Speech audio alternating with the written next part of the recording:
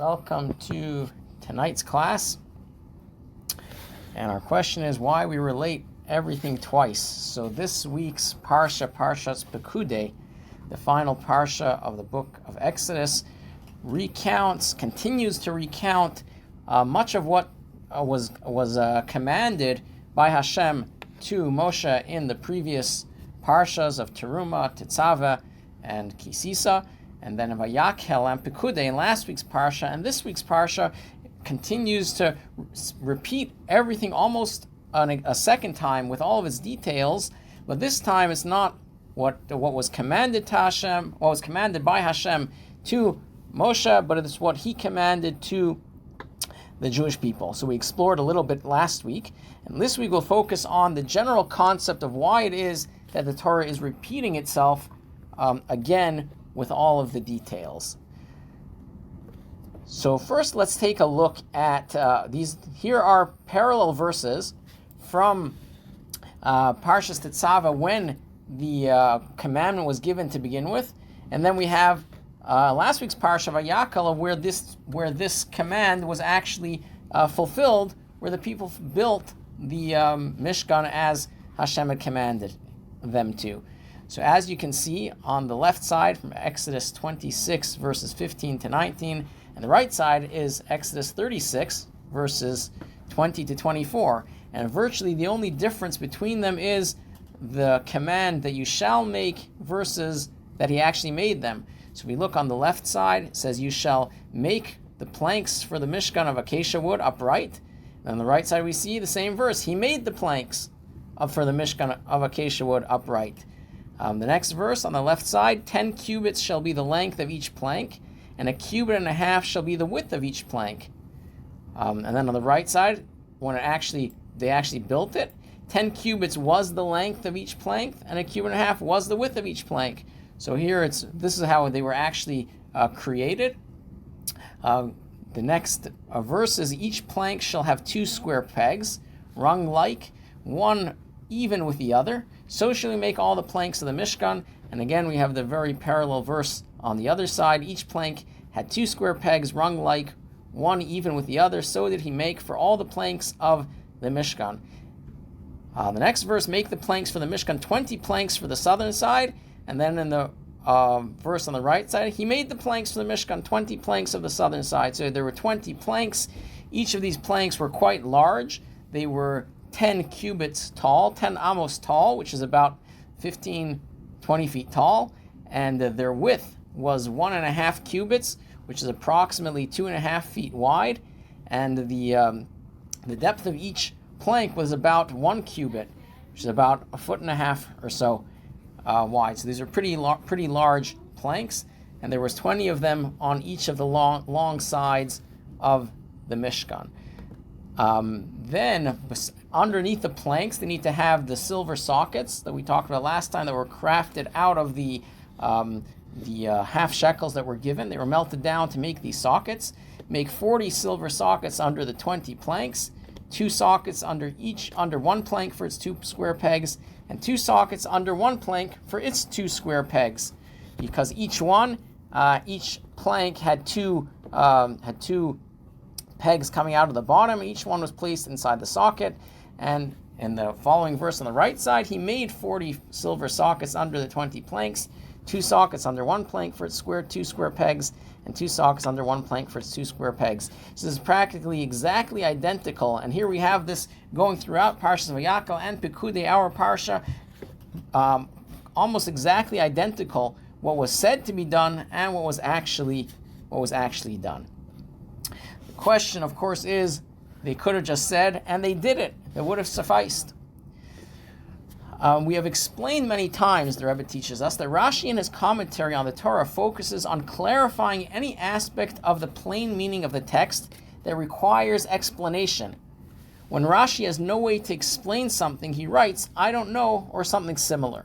So Rashi is written in a method of being a simple commentary for a brilliant 5-year-old student to be able to understand. And if there's something that he cannot explain, or he isn't unable to explain, he says, I don't know. And of course, when he says, I don't know, it doesn't mean that he doesn't know what the explanation is, but rather that he hasn't found an explanation in the simple level that the 5-year-old student will be able to understand. So oftentimes, welcome Saul. So oftentimes, if someone asks a question and we either don't have the time or patience to answer them, or we think that they may not understand, then we could just say, I don't know.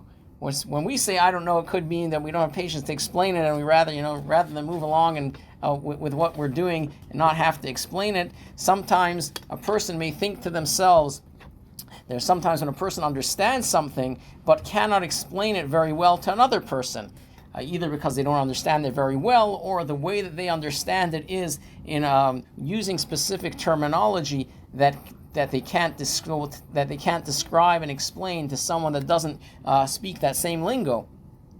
So a scientist that has talking in scientific terms and wants to explain something to a simple student or child that doesn't know all these terms, in order for them to explain it, they have to explain it in much more simple words, and terminology could take much more effort, and they may not be able to explain it to someone that is not familiar with all those terms very easily.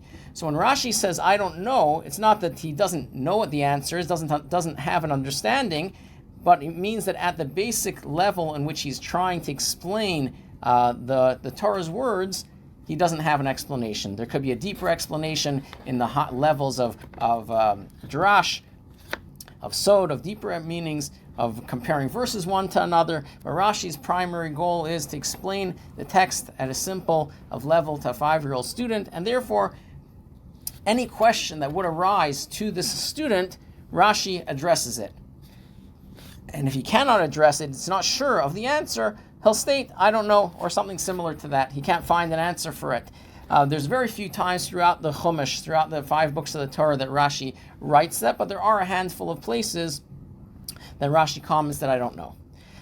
If there is a difficulty in understanding the simple meaning, and Rashi does not address it, one of two things must be true. Either the difficulty does not exist according to the plain meaning, or it is already explained by an earlier comment of Rashi. So if there's something that seems difficult in the simple meaning and Rashi does not address it, since Rashi is addressing every single simple difficult issue that there is for the 5-year-old student to understand, then if there is a glaring question that arises and Rashi does not address it, one of two things must be the case. Either, according to the simple explanation, there's no question, and the question only comes once you add a layer of interpretation, and therefore Rashi doesn't address it because it's not a question based on the simple meaning. Or Rashi already gave an explanation to this difficulty in an earlier place, and therefore he's relying that the student is going in order from Bereshis through the 5 books of the Torah, and therefore something which was explained in an earlier verse, he will not then re-explain it again, because he'll assume that the information was retained from the previous time.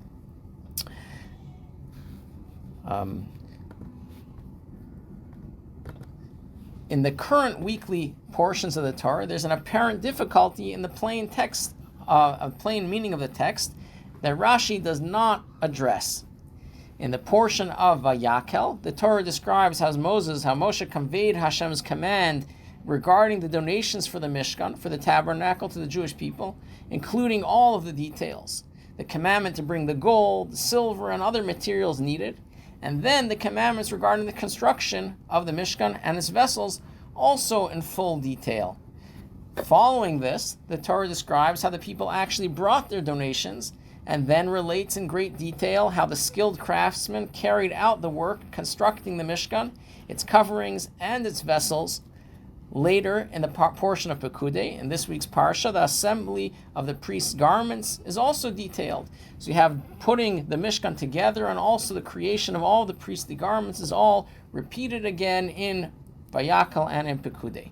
Seemingly, the text could have been much more concise. It could have simply stated that Moses relayed all of God's instructions regarding the donations and construction of the Mishkan, the details of which are already given in the portions of Teruma, Tetzava, and Kisisa, and then said something like, and the Israelites did everything as Hashem commanded Moshe. They did everything that God commanded them. Why does the Torah have to go again and repeat in great detail, have two extra portions in the Torah, so to speak, when the Torah could have simply said, and they did exactly as Hashem had instructed? An even shorter option would be stating, and the Israelites did everything as God commanded Moses. Immediately after the account of God's commands to Moses, like many of the other places where Hashem gives a command to Moshe, once he gives the command to him, the Torah then says, and they did what Hashem had commanded him. We find that the Torah summarizes events like this in a number of places, including in the current portions. So why does the Torah restate all of these details, both in recounting how Moses conveyed the commands to the people, and then again in the verses describing how they were carried out? Seemingly, this is a glaring question that's an obvious question that comes to mind when reading the Parsha. Why is it that the Torah again repeats everything in great detail? And yet Rashi does not even mention this problem at all, doesn't even question it. This question becomes even stronger based on what Rashi writes at the beginning of Vayakhel, the beginning of last week's Parsha. I have already explained the donations for the Mishkan and its construction where they were originally commanded. From this, it is clear that these portions do not introduce any new information beyond what was already stated in the earlier portions. This is why Rashi had nothing to add in his commentary here. So now we have a greater, not only does Rashi not mention it, but Rashi mentions the beginning of Vayakhel that he's not going to again, even though the Torah is repeating again all of the details of how the donations were given, what the amounts of the donations were, and how and each and every artifact, how it was constructed, and the garments of the Kohanim, how they were created. All those details are repeated again, and Rashi comments that since all these details are being repeated again, and I already gave the interpretations and explanations to these vessels and garments when they were first commanded to Moses to begin with, when they're commanded to Moshe, I'm not going to again repeat all of my previous explanations because there's nothing to add. This strengthens the question, why does the Torah repeat twice the full details of these matters? So Rashi is not repeating any of his commentary because it's all the same. So if so, why does the Torah feel necessary? Why did Hashem feel it necessary to tell Moshe to write in the Torah these two parshas that are basically repeating practically word for word the previous portions?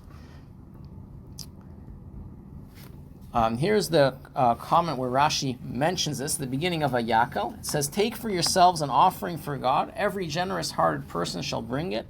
God's offering, gold, silver, and copper." And calls the people that are giving the gifts are called generous-hearted people. In Hebrew, it's called Nediv Libo. Kol Nediv Libo, all those that are generous-hearted. Rashi comments, what does it mean, a generous-hearted person?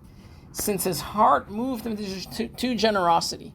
We're calling it generous of his heart because it's his heart that inspired him, that moved him to be generous and to give the gifts. Therefore, he's called a generous-hearted person. Then Rashi continues and says, I already explained the offering for the Mishkan and its work and the place of their command, and therefore he says he's not going to re-explain everything again here. So our first question is, why is the Torah repeating itself? Furthermore, Rashi does not even mention this question altogether.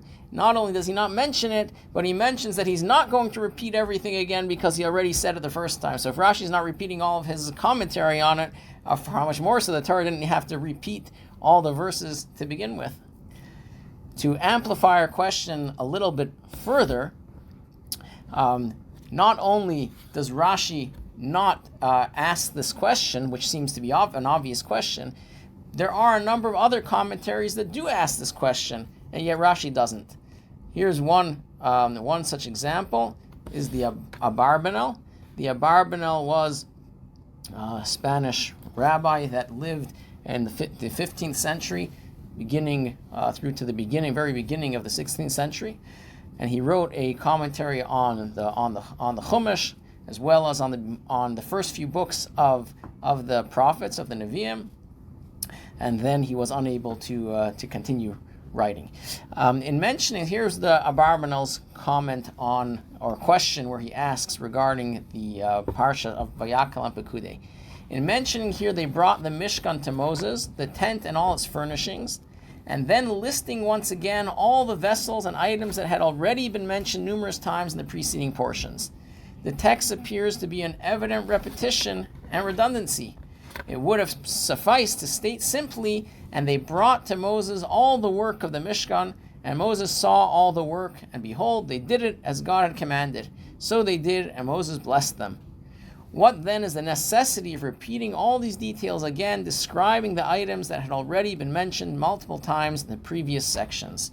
So here the Abarbanel asks this very question that Rashi does not ask, and the Abarbanel gives a whole long explanation of why it is that that it's mentioning again, which we'll leave for another time. But the point that we're bringing out from the Abarbanel's question is that the question that Rashi does not ask, other commentaries do ask this question, which further amplifies our question. Why is it that Rashi, which is supposed to be giving us an explanation and the simple, basic understanding of the Torah, does not answer this question? It seems like an obvious, glaring question that would come to mind of a child learning these parshas again. It's almost like going through a book. You're reading a book, and then all of a sudden, after chapter number 5, you continue reading, and it goes back to repeats or has a repetition of chapter 4 and 5 all over again.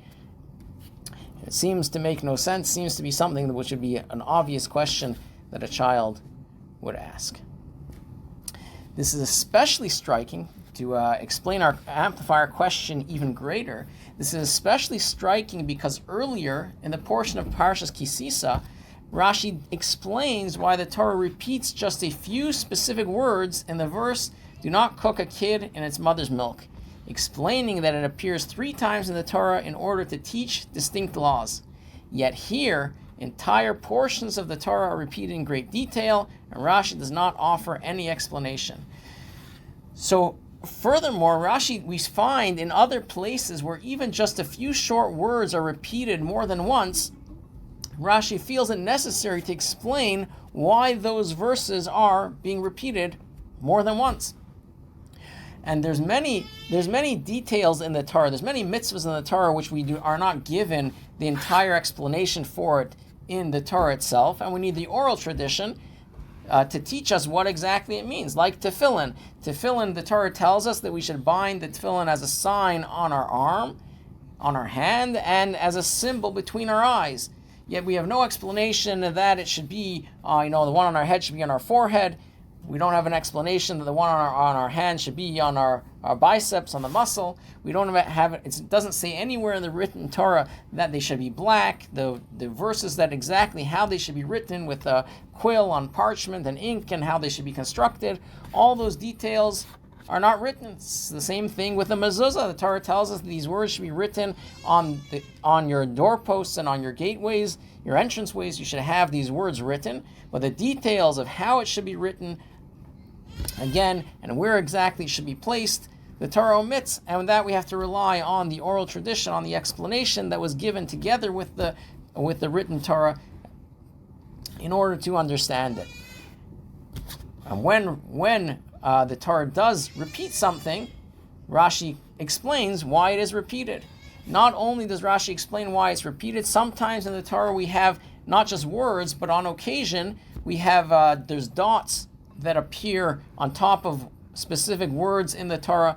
In the way that the Torah script is written, it's written with there's little crowns that appear on top of specific letters in the Torah. There's some letters that are like in the verse of Shema Yisrael, the verse, "Hear Israel, the Lord is our God, the Lord is one," that we say when we put on tefillin, one of the fundamental prayers that we say each day, twice a day.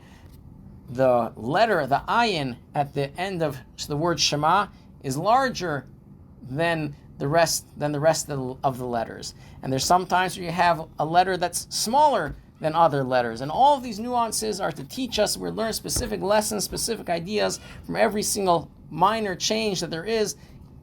If there's an extra letter, an extra vav that appears somewhere that may not need to be there, it's there to teach us something. And here, Rashi does explain why the few words of do not cook a kid in its mother's milk is repeated multiple times, and yet when we have an entire portion of a Yakal and Pekudei, two entire portions that are repetitive of something that happened earlier, there is no explanation.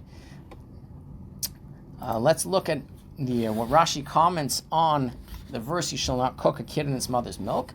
The choicest, so the verse says, the choicest of the first of your soil you shall bring to the house of God, the mitzvah of Bikurim, bringing the first fruit that grow, the first of the crop should be brought as a gift to Hashem.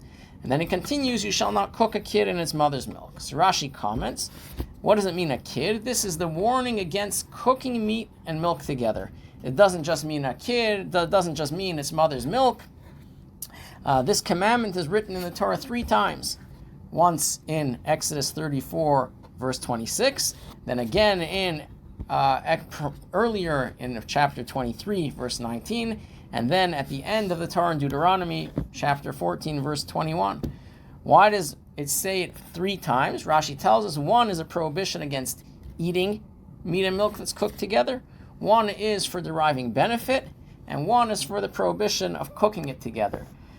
And it's explained elsewhere that when the Torah says the words you shall not cook a kid in its mother's milk, it doesn't specifically mean a kid, it means any type of meat. It doesn't specifically mean milk, but any type of dairy. It was using an example that was common during that time period that people should do, but it means much broader than that. Any meat, should not be cooked together with dairy products, with milk or other dairy.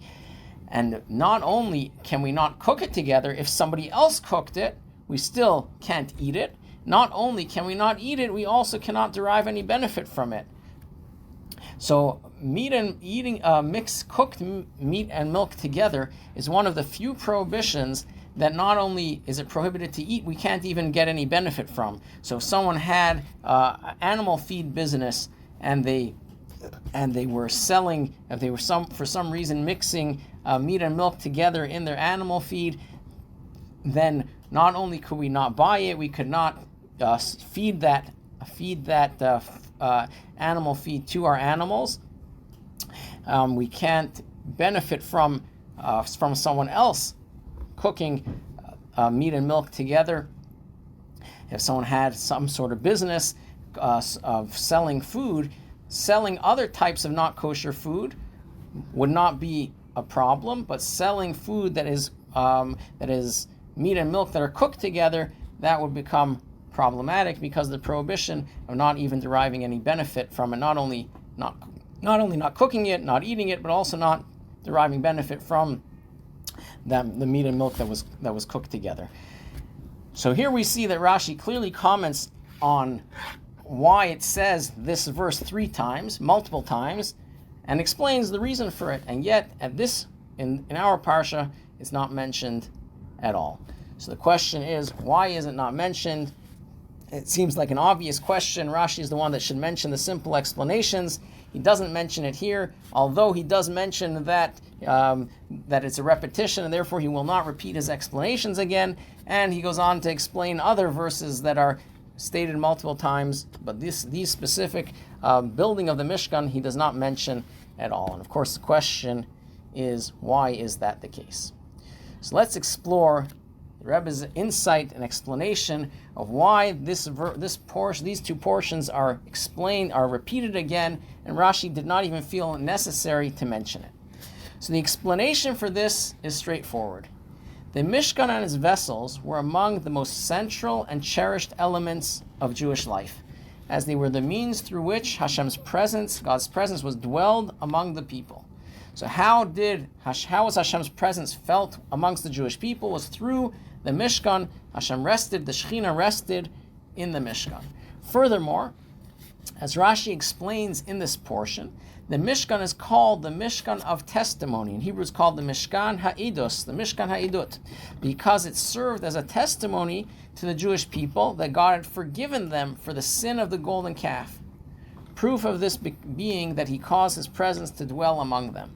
So after the sin of the golden calf, so we had on in Sivan, the holiday of Shavuot, we have the giving of the Torah, where God spoke. Hashem spoke the 10 Commandments. Then Moshe went up on Har Sinai. He went up on the mountain for 40 days and 40 nights, and Hashem taught him the entire Torah, and he gave him the Luchot, he gave him the 2 tablets, and he came down from the mount during that time period. Close to the end is when the Jewish people created. They miscalculated. He told them they were coming back 40 days later. They miscalculated it, and they said that Moses was gone. He's not coming back, and they created this golden calf and started worshiping it. And Moses came down from the mountain the very next morning with the Luchot, and he smashed them. Following which Hashem became very angry with the Jewish people, and he actually wanted to destroy the entire Jewish nation. He told Moses that I will build a new nation from you and your children. And Moshe's response was that he went to advocate for the Jewish people and said that if you're going to destroy the Jewish people, then take me out of your entire Torah. Erase my name from this Torah that you just gave me, from this Torah that we spent so much time getting ready to accept and fulfill, and you just been teaching me for the last 40 days and nights. Erase my name from the entirety of this book if you will not forgive the Jewish people. And ultimately Hashem acquiesced to his request, and he forgave the people, and his name was not erased from the entire Torah. However, there is one portion, the portion of Tetzaveh, speaking about the vessels of the Mishkan being created, and in that portion Moshe's name is not mentioned even once. Although the opening of that parsha is Va'ata Tetzaveh, that you should command the Jewish people, but you, Moshe, should command the Jewish people, but he's not mentioned by name because of this statement that Moshe said that if you do not forgive the people, erase my name from the Torah, even though he was ultimately, the Jewish people were forgiven, but the words of a tzaddik, the words of a righteous person, are fulfilled nonetheless, and it was fulfilled in this parsha of Tetzaveh a few weeks ago, which his name is not mentioned, even though the entire portion is speaking to him about building the Mishkan. This makes it even clearer just how significant and beloved the Mishkan was.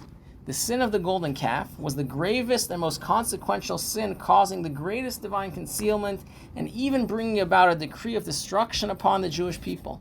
So much so that even after being granted forgiveness, Hashem still said, on the day I make an accounting, I will account for this sin. So even though the Jewish people were forgiven for the sin of the golden calf, Hashem still says that I will still continue to make an accounting for it, as we'll soon see that with each punishment that the Jewish people have received throughout the ages, a bit of that was to account for the sin of the golden calf. From this we can also understand the flip side, that if the sin of the golden calf represented the ultimate rupture in the relationship between Hashem and the Jewish people, then the Mishkan, which restored Hashem's presence among them, was an extraordinarily lofty and fundamental matter.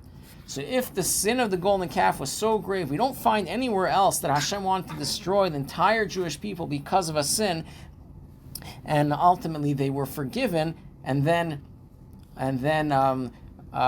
through Moshe's advocacy, the Jewish people were forgiven and saved because of it. There were other times when the Jewish people had gone through troubles and sorrows and things that they did wrong, different sins that had happened, but this was the one time where Hashem wanted to get rid of the entire Jewish people because of the sin of the golden calf. And of course the rectification for that, after Moshe went back up on the mountain, after he smashed the Luchot on, which is on what today we observe as Tisha B'Av, afterwards he went back up on the mountain for another 2 sets of 40 days and 40 nights. So he's back up on the mountain for another 80 days asking forgiveness for the Jewish people, and then ultimately he came back down from the mountain on what we celebrate today as Yom Kippur, and afterwards the following day is when they began to implement the instructions that Hashem gave him of building and getting ready the Mishkan and the rest of the laws that Hashem taught him. Here is the Rashi, where Rashi mentions that I have listened to you not to destroy them all at once, but every time I take an accounting of their sins, I will also account a little of the sin with the other sins. This means that no punishment befalls Israel in which does not include a measure of punishment for the sin of the golden calf. So although Hashem forgave the Jewish people at the time, it was not an absolute forgiveness, and we still are paying for it until this very day. So of course, if that's the case, the golden calf was such a terrible sin, rectifying it through the Mishkan and the presence of Hashem being reunited again with the Jewish people was a tremendous and an important task, which was cherished and held dear to each and every one of the Jewish people. This is from Tractate Shabbat, page 87. Rabbi Simai taught, when the Jews first said, "We will do," and then said, "We will hear," 600,000 angels came to place 2 crowns on their heads, one for do and one for hear. When they later sinned with the golden calf, there's a mistake, should say 1,200,000 angels descended and removed those crowns. And Rashi comments, what does it mean 2 crowns? Was from the rays of the divine presence. So prior to the giving of the Torah on Mount Sinai, the Jewish people, when Hashem came and asked them if they wanted the Torah, he went around, the Medrash tells us that he went around to all the other nations of the world asking them, do you want to receive this Torah? And they all asked, well, what does it say in it? And one nation said, to one nation, Hashem responded, it says in the Torah, you shouldn't kill. And they said, oh, that's not for us. That's how we do business around here. You don't like somebody, you get rid of him. Another nation he went to and asked them if they wanted the Torah, and the nation responded to Hashem, what does it say in the Torah? He says, it says in the Torah, do not steal. You have to treat other people's property with respect. And again, they turned it down and said, we can't handle that. That's how we do our business around here. Everyone takes what they need from whoever they can get their hands on. And so on, he went to each and every nation asking them if they want to receive the Torah, and they all asked what was in it. Upon hearing specific things that were in the Torah, they did not want it. However, when Hashem came to the Jewish people and asked them, do you want to receive the Torah? Their response was, Naaseh v'nishma. We will do and we will hear. First thing is, we want to do it. We're 100% sure that we want to accept it. We'll do. Now that we know that we're accepting it, now, Nishma, now let us hear and understand. Come teach it to us. Teach us what it is exactly we just committed to doing. But coming from Hashem, our connection to Hashem, we're certain that whatever Hashem is going to ask us to do is something that we want to do and build that connection and relationship with Him. And that is the 2 crowns that all the Jewish people got at the time of the giving of the Torah when they said, Naaseh v'nishma, when they said, we will do and we will hear. 600,000 angels came and placed 2 crowns on each of their heads. Later on, when they sinned, a few weeks later, the sin of the golden calf, then twice as many angels came and removed, 1 angel came to remove each of those crowns from the people. Of course, crowns doesn't mean a physical crown that was placed on their head. We're talking about a spiritual crown, the rays of the divine presence that was gifted to each and every one of them from their statements of Naaseh v'nishma. So, of course, the removal of this divine presence and following up after that, with the removal of the divine presence from the people, as well, the idea that Hashem wanted to get rid of the entire Jewish people seems to be pretty significant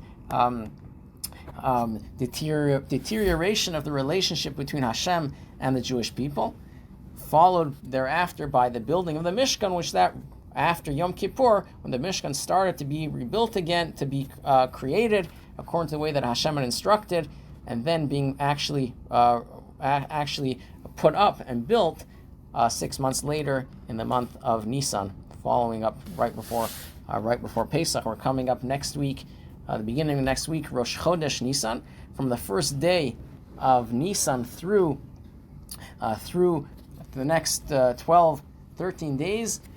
Each day, many people have a custom of saying the verses of the Torah that describe what happened on that particular day when they inaugurated the Mishkan. So they put it up on during that time period, and each of the heads of the tribes, each of the Nesiim, were the first ones to bring offerings, to bring sacrifices in the newly constructed Mishkan on behalf of their tribes. And one of the reasons why the Nesiim, the leaders, brought gifts, brought these offerings, or the first ones to bring offerings when the Mishkan was actually constructed, is because here, when they were building the Mishkan to begin with, and they needed to give gifts to build it, the Nesiim, which were also wealthy people as well as being spiritual leaders, they said, we'll let all the Jewish people give whatever they can give and we'll fill in the rest.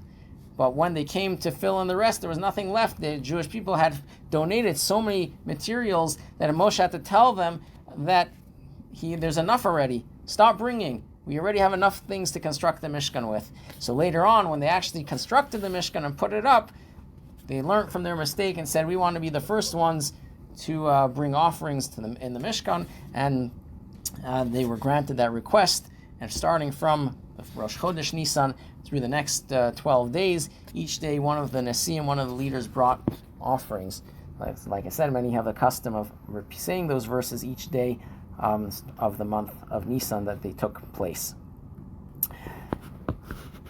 The verse tells us regarding the Mishkan being a forgiveness for the sin of the golden calf.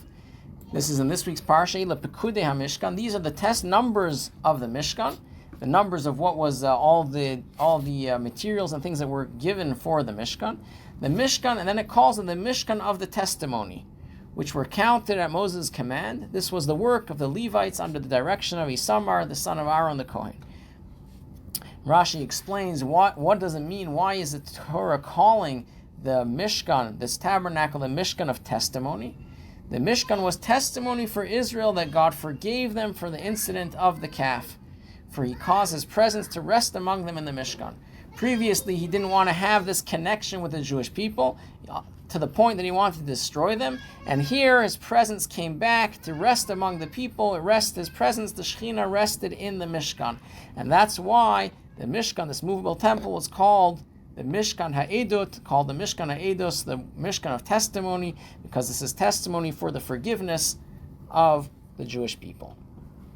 So now we can appreciate and understand how extreme the sin of the golden calf was, and how extreme the opposite extreme took place when they were forgiven and the Mishkan was built, and that is testimony of the forgiveness to the people. That relationship between the Jewish people and Hashem was completely restored, and the Shekhinah rested amongst the Jewish people.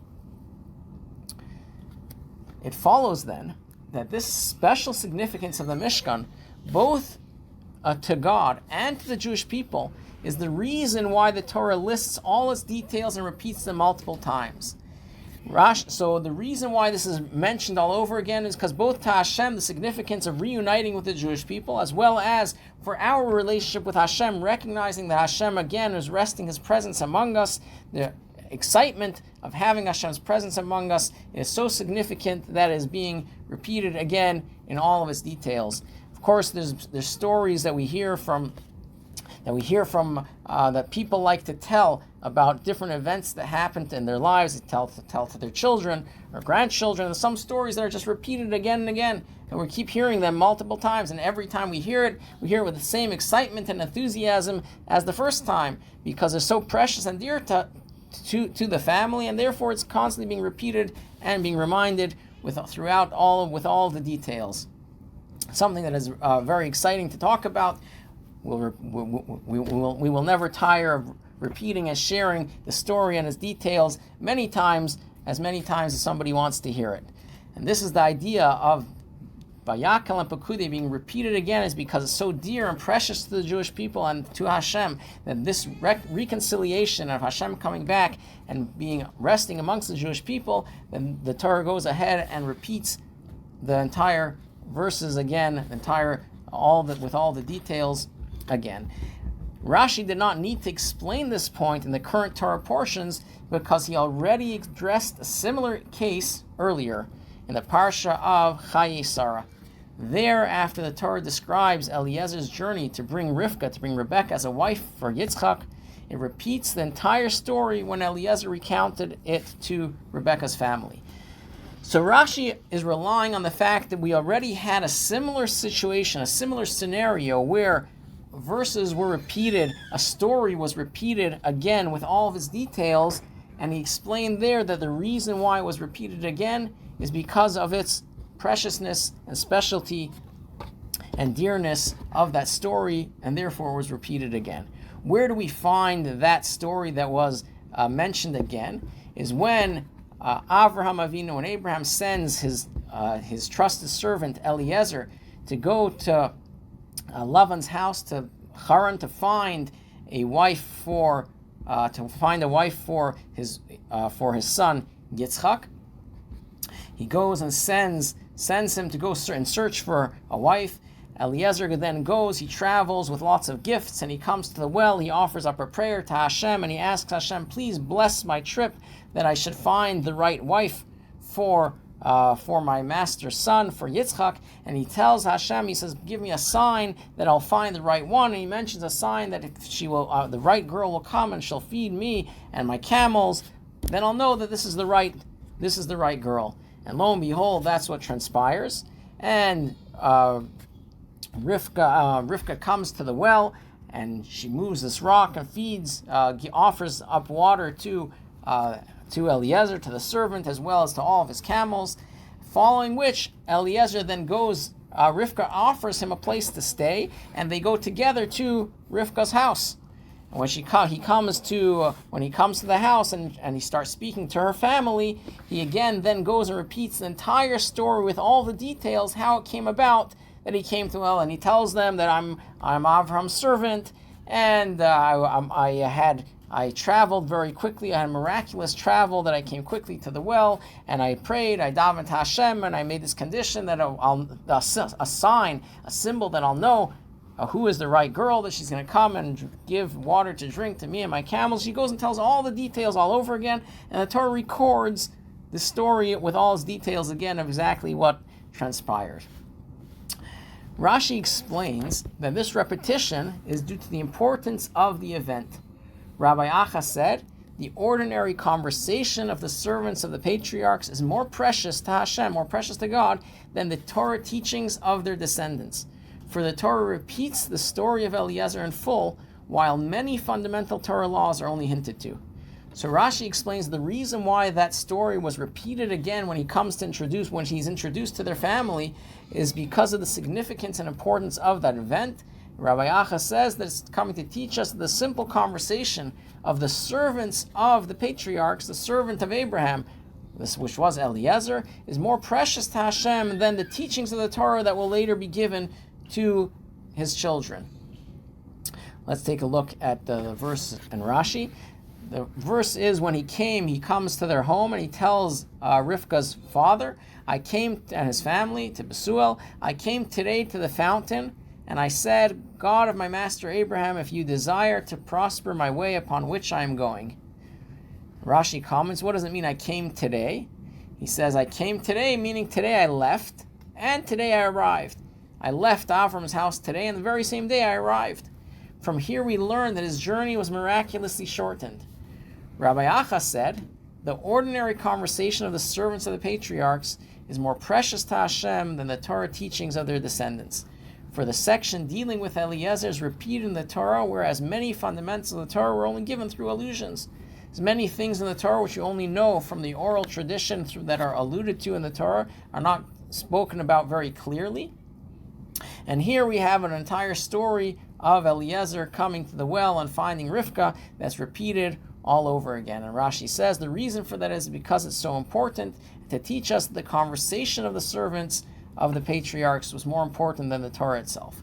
What does it mean that a conversation of the servants is more important than the Torah itself?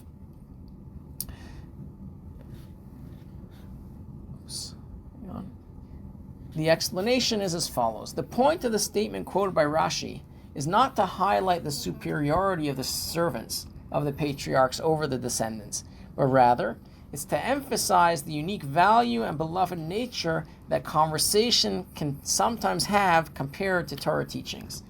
So in that case, the reason why the Torah repeats the story of Eliezer, of how he found Rivka, was in order to emphasize that sometimes the conversations and stories are more important than the actual laws themselves. What does that mean? The difference between the two is straightforward.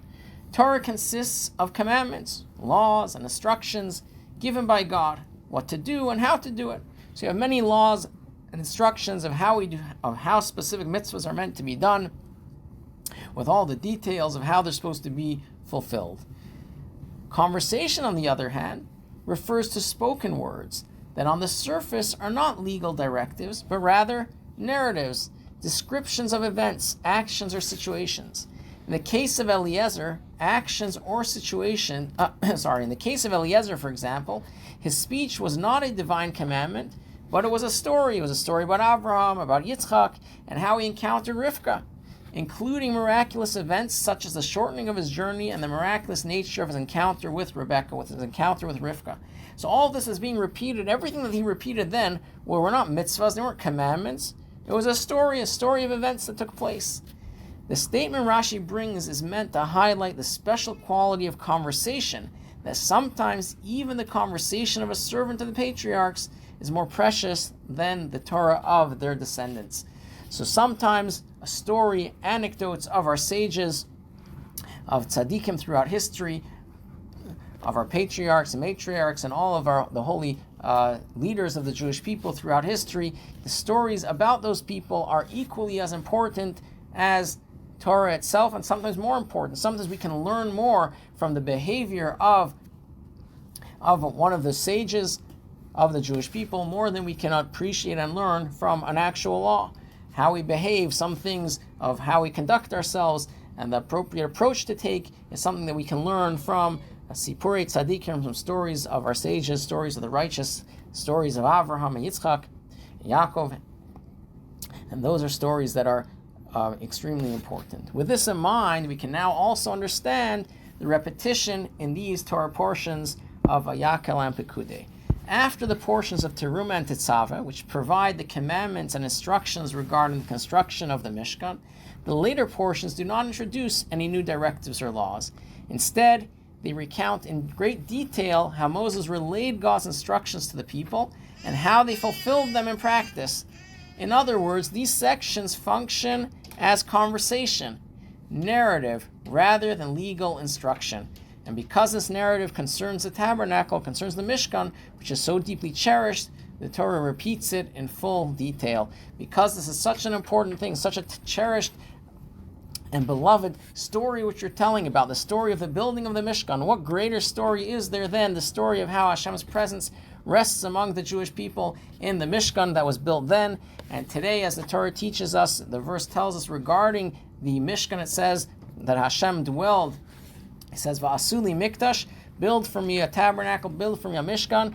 "V'shachati b'socham," and I will dwell in them. Why does it say in them in plural? Rashi comments as well, brought from other commentaries, that the reason why the Torah tells I will dwell in them, because when Hashem says, build for me a Mishkan, build for me a tabernacle, a place to rest, and I will dwell in it, was not only referring to the physical space, but it's referring to each and every one of the Jewish people. Inside of each and every one of us, we have our own miniature Mishkan, our own miniature tabernacle, our own miniature place through which to make a home for Hashem, and that is our job, our lifelong mission, to create a place in which Hashem can rest in us, in our families, in our homes, and in the entire world. Hopefully together we'll cumulatively come to a time when we actually be able to see that the physical space, have again rebuilding of the third Beis HaMikdash, the third temple, with Hashem dwelling in a way that we can all see it visibly. It happens speedily in our days. We'll just conclude with a story of the third Chabad Rebbe, the Tzemach Tzedek, or Menachem Mendel, sent. There was a communal issue that was challenged, addressing the community, that was given to the community at the time, and he came with a solution, but he wanted to get an endorsement from another great Jewish leader at the time, Rabbi Yisrael of Ruzhin, which was a grandson of the Maggid of Mezrich. So he wanted to get his endorsement. So he sent one of his students. His name was Reb Isaac from the city of Hummel. He sent Reb Isaac to Reb Yisrael of Ruzhin to go and get his endorsement for this for the solution that he came up with. When he went to Ruzhin to visit this other great Jewish sage, Reb Yisrael Ruzhner, he went and he ended up being there for a few days. So while he was there, he decided that he might as well utilize his time to see and observe Rabbi Yisrael of Ruzhin's behavior, how he does things, see what he can learn from him. So while he's there, he sees that his custom, what Rabbi Yisrael Ruzhin's custom was, that with him he had two people together with him when he would invite people in to speak to him. One of them was the guy that made all of his appointments, and on the other side he had another student of his that was with him at the time, and they would organize the people coming in to speak to him. So Rabbi Isaac of Hummel was able to observe this, and he sees coming in to speak to Rabbi Yisrael of Ruzhin was two of his students. At the same time, one is a great Torah scholar, and he came because he presented a manuscript of a book that he wanted to publish of different interpretations, different mystical interpretations, deeper meanings of the Torah that he wanted to print. And he wanted Rabbi Yisrael of Ruzhin to give him a haskama, to give him a stamp of approval on this work, on this new work that he wanted to print. At the same time, another fellow came in, and he had collected a bunch. He had another manuscript as well that he wanted to print, and his manuscript was many different stories that he heard throughout, from when he was growing up until that very point. He collected all these stories of Jewish sages that he had heard, and he had compiled them into a book, into a manuscript. And he also wanted an endorsement from Rabbi Yisrael of Ruzhin for his manuscript. He wanted to write a letter of recommendation that he could publish in the beginning of his book as well. So after hearing what they both wanted, Rabbi Yisrael of Ruzhin stops for a moment, leans on his on his hands for a couple of minutes, and then he asks them to, each one, he asks his gabbai, that's with him, the one that's helping him out, he asks him, can you read for me from each of the manuscripts? First he asks him to read from the manuscript of the stories, and then he asks him to read from the manuscript of the insights, the deep insights of Torah teachings. After he finished hearing it, he starts explaining, he starts saying how beautiful the stories are, and then he went on to explain how this work was such a beautiful work. He asks then for a pen and for a quill and a piece of paper, and he starts writing his approbation. He starts writing his acceptance of his work and suggestion that it's such a wonderful work that people should write. And the first one that he pens, the first letter of recommendation that he writes, is for the manuscript of stories. And afterwards, the second one he wrote was the manuscript. He wrote a letter of recommendation for the fellow for the manuscript of Torah teachings. Rabbi Isaac of Hummel was respectful. He didn't ask anything at the time. But a couple days later, at a meal, Rabbi Yisrael of Ruzhin says that I know we have here a representative of the Tzemach Tzedek, and he thinks to himself, why is it that I give more importance to stories over Torah teachings? And he said the reason is because I do just the same way that God himself does, that Hashem does things. What do we see? What's the way that Hashem wrote the Torah? The first entire book of Bereshis doesn't have one mitzvah inside of it. The first mitzvah that we actually have, that we fulfill today, is the mitzvah of creating the calendar. HaChodesh Hazeh Lachem, when Hashem tells Moshe that he should look at the moon and he'll know when the new month will be. The first book is how he created, creation, the story of Abraham and Yitzchak and Yaakov, and the entire story. He says, if it's good enough for Hashem to tell stories first before he gives commandments, it's good enough for me as well. The importance of stories and what we can learn from our elders and from our sages is something that we can't get from words of Torah itself.